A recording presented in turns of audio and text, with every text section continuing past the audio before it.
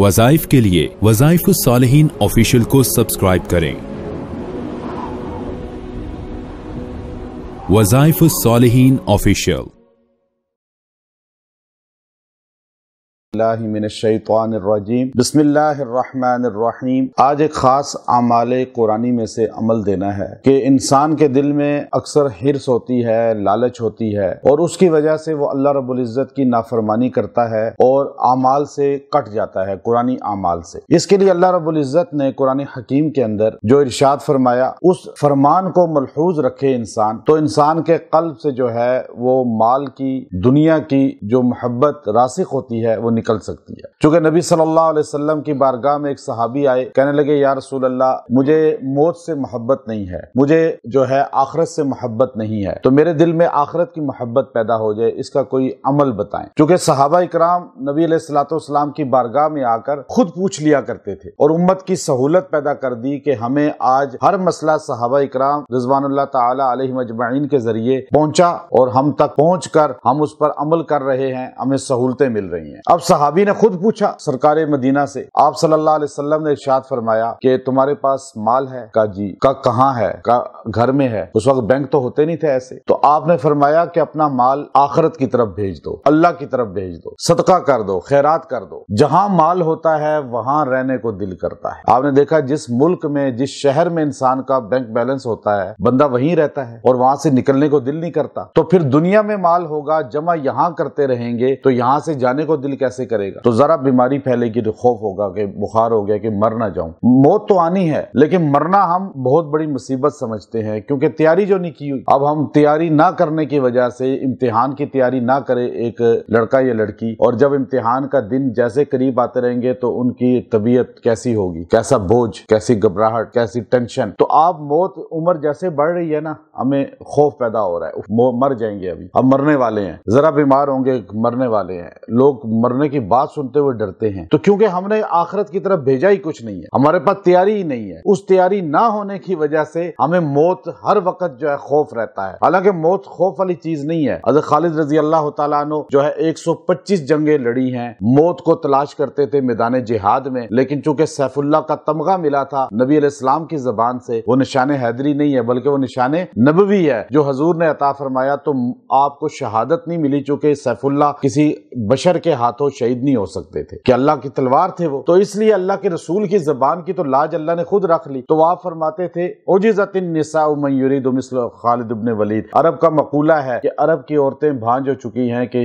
जर्नैल खालिद जैसा पैदा करें, अब दुनिया में नहीं हो सकता। नेपोलियन ने कहा कि मैंने खालिद जैसा जर्नैल नहीं देखा। हिटलर ने ये जुमला कहा, बड़े बड़े काफिर कह बैठे हैं। असल बात क्या है कि मौत से मोहब्बत नहीं है, दुनिया की लालच रिश्तों को काट रहा है, भाई भाई को कत्ल कर रहा है, भाई भाई को घर से धक्के दे रहा है, बहनों को विरासत से हिस्सा नहीं दिया जा रहा, तो बेटियों को नहीं दिया जा रहा। माल की हवस में अदालतों में चले जाएं, कचहरियों में, थानों में चले जाएं, वहां आप किसी दिन जाके थोड़ी देर के लिए खड़े हो जाएं, पता चलेगा माँ और बेटे का केस चल रहा है, बाप और बेटे का केस चल रहा है, भाई और भाई का केस चल रहा है। खूनी रिश्ते माल की मोहब्बत में, माल की हवस में इस तरह हो चुके हैं। तो अब आप ये चाहें कि दुनिया की मोहब्बत, जो दुनिया की एक है, दुनिया चाहना, दुनिया हासिल करना, ये इंसानी जबिल्लत है, फितरत है, उसका कोई गुनाह नहीं है। सहाबा ने भी आला घोड़े, आला लिबास पहने, हजूर ने खुद आला, हजूर के घर में रोटी नहीं थी लेकिन घोड़े आला छोड़ के दुनिया से गए, और ऊंटनी आला छोड़ के दुनिया से गए, खच्चर आला छोड़ के दुनिया से गए, असला आला छोड़ के दुनिया से गए। तो ये चीजें इंसान की तकवे के खिलाफ नहीं है, लेकिन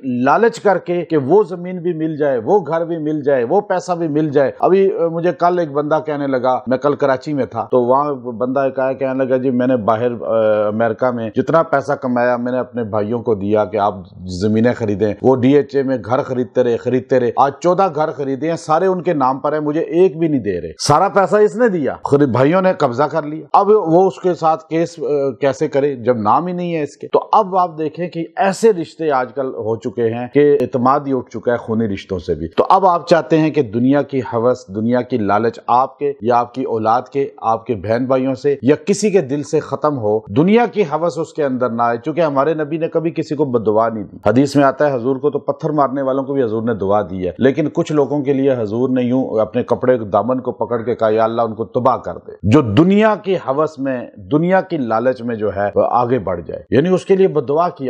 موسیٰ علیہ السلام کوئی طور پہ جا رہے تھے, امام راضی رحمۃ اللہ نے لکھا, تو آپ جب یوں گزرے تو ایک آدمی کو دیکھا یوں بیٹھ کے یوں دعا کر رہا تھا, جیسے ہمارے یہاں اکثر لوگ نا دعائیں بہت کرتے ہیں لیکن حق مارتے ہیں, قرضہ لے کے واپس نہیں کریں گے, زمین لے کے واپس نہیں کریں گے, اور بڑے عمرہ کر رہے ہیں, بڑے ذکر کر رہے ہیں, بڑی جی ماشاءاللہ دین کی باتیں کر رہے ہیں, لیکن حقوق کل عباد میں زیرو ہیں. کیا ہے نا ایسے لوگ یوں دعائیں کر رہے ہوتے ہیں رو رو کے. امام ابن راضی لکھتے ہیں کہ موسیٰ علیہ السلام طور پہ جا رہے تھے تو یوں وہ بندہ بیٹھا دعائیں کر رہا تھا رو رو کے, تو جب آپ واپس آئے وہ اسی طرح رو رو کے دعائیں کر رہا تھا. آپ نے فرمایا یا اللہ اتنا نیک آدمی, اس کی دعا قبول کر لے, میں کلیم اللہ تو اس سے گزارش کرتا ہوں. اللہ نے وہی فرمائی موسیٰ یہ رو رو کے اپنا دماغ بھیجا بھی باہر نکال دے, دماغ پھاڑ کے, میں پھر بھی اس کی دعا قبول نہیں کروں گا. یا اللہ کیوں؟ کہا اس کے دل میں دنیا کی محبت ہے, میری محبت نہیں ہے. تو آج دیکھیں اللہ کی محبت نہ ہو تو دعا قبول نہیں ہوتی. دنیا جس دل میں ہوگی اس کی دعا کیسے قبول ہوگی؟ ہم کہتے ہیں وظیفہ پڑھا, آپ نے مجھے وظیفہ دیا جی, مجھے لوگ آگے بتاتے ہیں اور جی آپ نے 40 دن کہا تھا, ہم نے پڑھ لیا, کچھ نہیں ہوا. تو بھائی آپ نے کون سا دل کو خالی کر کے پڑھا ہے؟ دیکھیں نا اندر حرص ہے, لالچ ہے, دنیا کی محبت ہے, کینہ ہے, بغض ہے, حسد ہے, غیبت ہے, ساری چیزیں اندر موجود ہیں, اور پھر اللہ ہے ہی نہیں نا. اس کا مطلب اندر اللہ تو آتا ہی نہیں ہے جس دل میں یہ سب چیزیں ہوں گی. تو اللہ نہیں ہوگا تو وظیفہ اثر کرے گا؟ بتائیں. میں کیا آپ حدیث کے الفاظ اٹھا لیں جو ہمارے پاک نبی کے الفاظ ہیں, میں آپ کو وظیفے تو وہی دیتا ہوں حدیث کے اور قرآن کے, اس سے ہٹ کے تو دیتے ہی نہیں. ہم نبی کے الفاظ ہیں, ان میں آپ کو فائدہ کیوں نہیں ہو رہا کہ آپ نے شرائط پوری نہیں کی. تو موسیٰ کلیم اللہ کو اللہ نے کہا کہ اس کا دماغ بھی پھٹ جائے نا رو رو کے, تو میں اس کی دعا قبول نہیں کروں گا, کیونکہ اس کے دل میں نہیں ہوں بلکہ دنیا ہے. تو آج یہ ہمارے لوگ کعبے میں اتنے جمع ہوتے ہیں, روتے ہیں.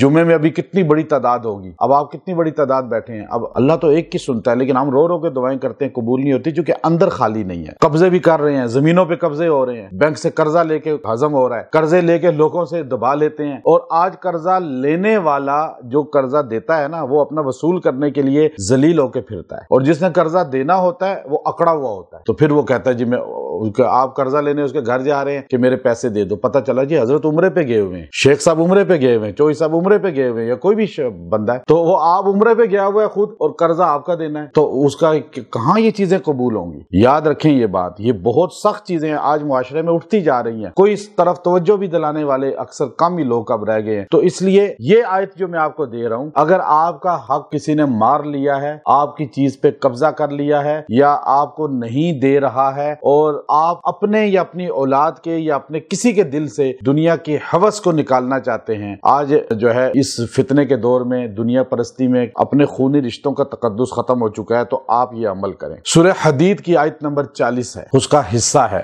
آخری. پوری آیت تو لمبی ہے, بالکل چھوٹا سا حصہ جو آپ کو 1 منٹ میں یاد ہو جائے گا, وہ آپ نے پڑھنا ہے. وَمَا الْحَيَاةُ الدُّنْيَا إِلَّا مَتَاعُ الْغُرُورِ. آپ نے 70 بار پڑھ کے دعا کرنی ہے, اور آپ اس کو جو ہے 11 دن تک پڑھتے رہیں, کسی بھی وقت پڑھیں. جس کو کھلا پلا سکیں تو اس کے دل سے دنیا کی حوث نکل جائے گی. جو دنیا پرستی میں آپ کا دشمن بن چکا ہے, آپ اس کو پلا سکیں, کھلا سکیں, نہیں تو غیبانہ پھونکیں, اس کے لیے پڑھ کے دعا کریں. اپنے دل سے بھی دنیا پرستی نکالنا چاہتے ہیں تو اس کو اتنی بار پڑھیں اور دعا کریں, پانی پہ دم کر کے پئیں, انشاءاللہ آپ کے دل سے دنیا کی لالچ نکل جائے گی, دنیا کی حوث نکل جائے گی. اور یہ عمل کر کے دیکھیں, اور اس میں درود شریف اول آخر 3 بار لازمی پڑھیں, اور یہ انشاءاللہ جب آپ پڑھیں گے آپ دیکھیں گے اللہ رب العزت نے جو اس سورہ کے شروع میں نقشہ کھینچنا شروع کیا ہے, اللہ نے کھیل تماشا کہا ہے اس کائنات کی ساری چیزوں کو جو ہمارے دائیں بائیں نظر آ رہی ہیں. آخر میں اللہ نے یہ جملہ کہا کہ بات ختم کر دی آیت کے اندر. اللہ نے آپ سارے پڑھ لیں, وَمَا الْحَيَاةُ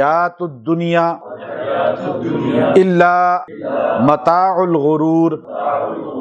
اور دنیا کی زندگی نہیں ہے بلکہ ایک کھیل تماشا ہے, ایک دھوکے کی چیز ہے. غرور دھوکا والی, یعنی یہ دھوکے میں ہے. جیسے آپ کو پانی جھاگ نظر آتی ہے نا سیلاب کے اوپر, یا ریت میں آپ کو صحرا میں آپ سفر کریں تو آپ کو دور پانی نظر آئے گا, قریب جائیں گے ریت ہوگی. یہ دھوکا ہے, دھوکا. اللہ نے فرمایا یہ دنیا میں جو کچھ نظر آ رہا ہے یہ مٹی ہے, سب ختم ہے. تمہیں نظر آ رہا ہے محل ہے, تمہیں گاڑیاں نظر آ رہی ہیں, لیکن اصل میں مٹی ہے, اور یہ سب مٹی سے بنا, مٹی ہوگا. تو آپ کا دھوکا تب یہ آپ کے سامنے عیاں ہوگا ہوگا جب دنیا کی آنکھ بند ہوگی۔ اس آنکھ سے دھوکہ نظر نہیں آتا، اس آنکھ سے نظر نہیں آتا، موت آتے ہی پتہ چلے گا وہ یہ تو سارا زیرو تھا۔ تو اس لیے آپ اس کو روز پڑھیں اور انشاءاللہ وظیفہ بنائیں، یہ آپ کی اصلاح کرے گی یہ آیت، اور یہ اندر سے آپ کو جھنجھوڑے گی اور آپ کو انشاءاللہ اللہ سے جوڑے گی، اور آپ کا حق آپ کو ملے گا۔ جس کو حق نہیں مل رہا، چاہے زمین کی شکل میں ہے، پیسے کی شکل میں ہے، کوئی پیسے لے کے، زمین لے کے، گھر پہ قبضہ، دکان پہ قبضہ، کسی چیز پہ قبضہ کر چکا ہے، وہ بندہ اپنے حق کے لیے اس کو پڑھے، اللہ اس بندے کو